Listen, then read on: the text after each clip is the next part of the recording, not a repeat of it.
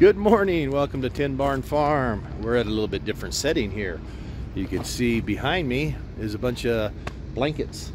These are called concrete blankets. They keep concrete from freezing, but we're using them for something else. So stay tuned to see what that is. So as many of you have known, we sent, I had my boys go up to Washington to be with my brother and my oldest son to help them out a while back. They went up and tore down some silos, and there were 4 grain silos, and I'm going to show you what they were. We didn't get video up there because they were really busy, but the truck did arrive, and the truck was very well, you have a time limit to get the truck unloaded. You need to get it unloaded in a timely manner. So anyways, I'm going to turn this camera around and I'm going to show you what stuff we brought down.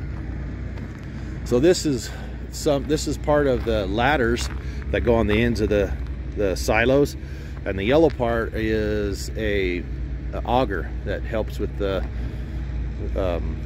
gets the grain into the silos. So over here are parts of the auger and part of the silos. You can see the big rings here. Those are the sides of the silos. The smaller cones, I believe, are the tops of it. The bigger pie-shaped pieces are the bottom. Those are the legs. And this is a cap, I believe. And these are the little doors and stuff on the bottom that open up and close it. And these are angle braces. And there's another ladder on top of there, and these are sacks of grain that there should be 8 of them here. There's some wheat and some other seed in this that came down, and a pallet of honey here. This is a pallet of honey for my brother up there. Yeah, this honey is, we're going to be selling some of it. But anyways, the whole idea here, oh, and we got a transmission too. So we filled the truck up. So part of the whole way this whole deal started out is my son said, hey Dad, I got some silos up here that they need to be torn down. If you tear them down, you can have them. I'm like, okay, well, how do we do this? So we devised a plan. I sent my boys up there. They helped tear them all apart, put them on pallets here like this. This is what we see. So but now I needed to get them from Washington. They're 1,500 miles away. And so in the past we've done some Apple fundraisers. And so anyways, made a few contacts up there, and we figured out that I could get some apples. So we started a fundraiser. And the way the fundraiser works is you get a group of people that need to raise money. Then you say, hey, I got these apples, and you sell them and you get X number of dollars per box of apples. So you do the math and you do the figuring, and so the apple fundraiser pays for the truck to get shipped down. Well, the truck's not full, and so I filled it up with this other stuff, and so it all fit in there. And so a collaborative deal. I get my silos shipped down here. The softball team got a good fundraiser, and so it was a win-win all the way around. But anyways, so that's how we get these things down. You got to be kind of creative and inventive, and there's opportunities in other areas of the country that can benefit here. You just got to know how to put it together and how it all works. So anyways, I'm going to show you some apples, and these apples are phenomenal. So like I showed you earlier, these are concrete tarps, but under those concrete tarps, George, what are you doing here? Hey, it's a school day. What is going on? Huh? What's going on? You're hiding behind Mom, but you were supposed to be in school. I had a sore throat this morning. You had a sore throat this morning? and a dirty face and a sore throat. So now you get to go to work? Huh? Man. All right. Good morning, beautiful. Good morning. So we are going to be boxing apples. Let's show them the apples. Okay. All right. Pull this off here.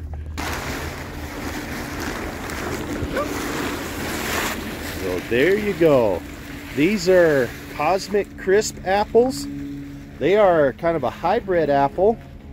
They're a cross between a Honey Crisp apple and a what do they call it? Enterprise apple. Enterprise apples store really well. So they have the qualities of the taste and stuff of Honey Crisp, but the storability of Enterprise apples. So these store very well.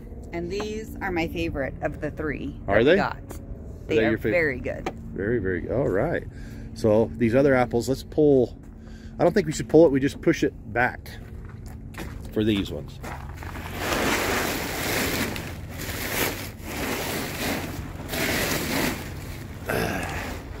So there are some totes of apples.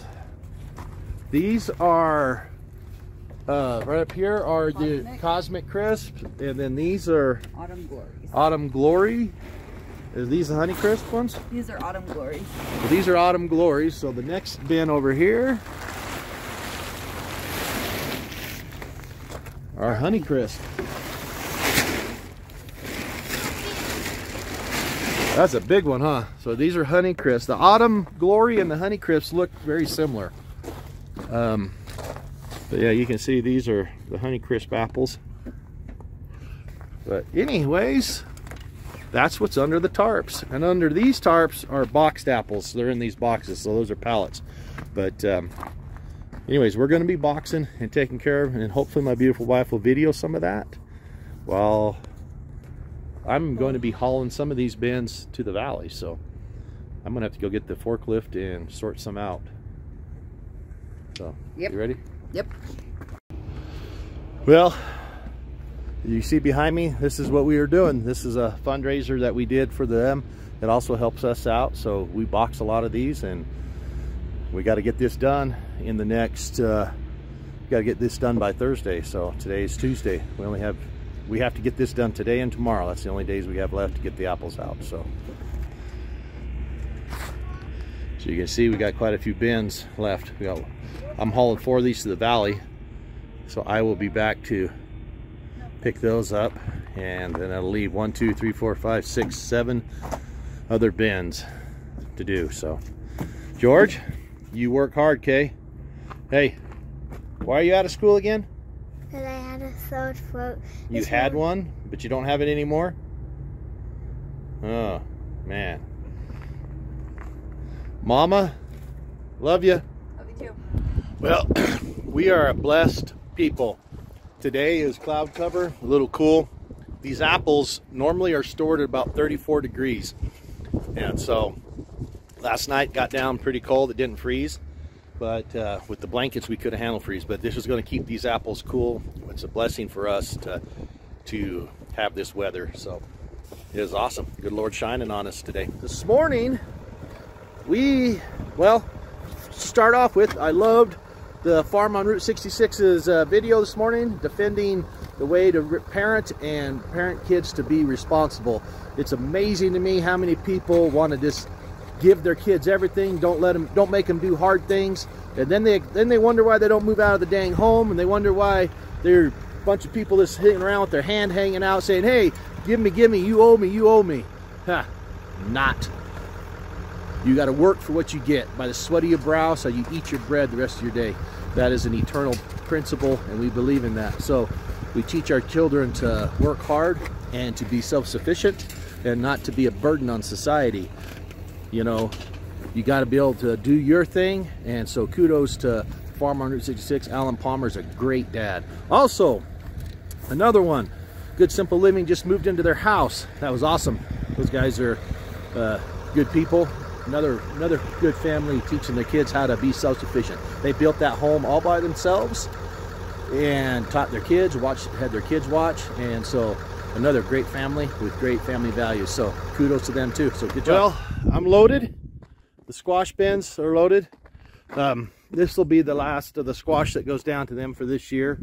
And I'm gonna go get the apples on there. And once I get the apples on, then I'm gonna head to the valley.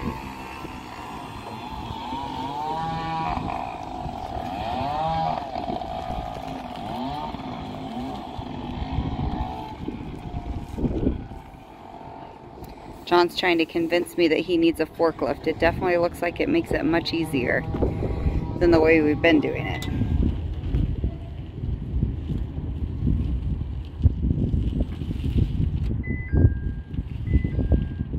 I think he's just a big kid playing on a toy though.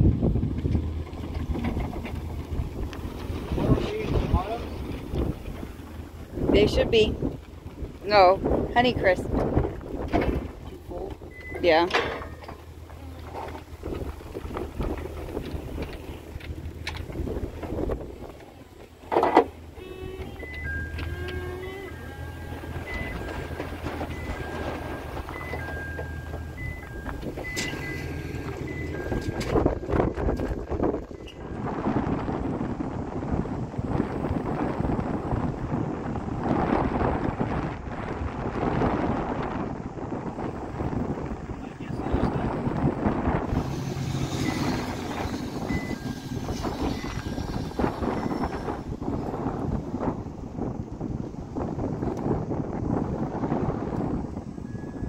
Everything's so quiet.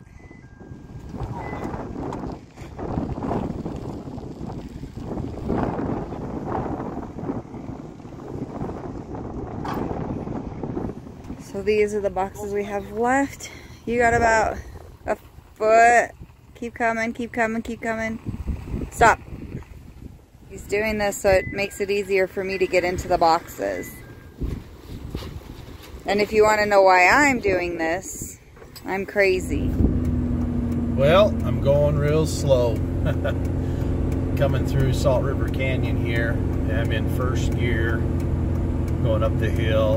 I'm doing about 14 miles an hour, 13 to 14 miles an hour. So on our last deer hunt, the truck was pulling pretty hard. I don't know if it damaged it then or what, but the day after I got home from my deer hunt, second gear in my transmission went out. Well, they can't get this truck in to fix until Monday, and I needed to haul this produce to the valley before it freezes. I do not have a walk-in cooler or anything up here, so had apples and stuff promised down the valley. So I am babying it. I'm just creeping along. So creeping along here, about 16 miles an hour. I need to slow it down a little bit. The thing will overheat if the transmission will. But anyways, you see I'm just cruising along, taking her easy. Hopefully this truck holds up and I'll get a new transmission come Monday. One positive thing about going so slow is you get to look at things a lot more, and a lot of interesting things on the road and whatnot, but it's kind of neat to putt along, see some different rock formations and stuff. Normally you're going faster through here, so kind of slow down, take your time. You see the river down there, Salt River, really pretty. So that was just crazy. A Coues deer, little 3-point, ran off the side of the road, right in front of my truck. Luckily I was going really slow. It was playing chicken kind of with me, it seemed like, but I almost ran over that sucker, and man, I almost smacked it. It was close, but right there coming out of the Salt River. Kind of crazy. If my truck wasn't going as slow, I would have smashed that thing. Well, I'm here. Just dropped a load of Honeycrisp there, and I got these others up here ready to go.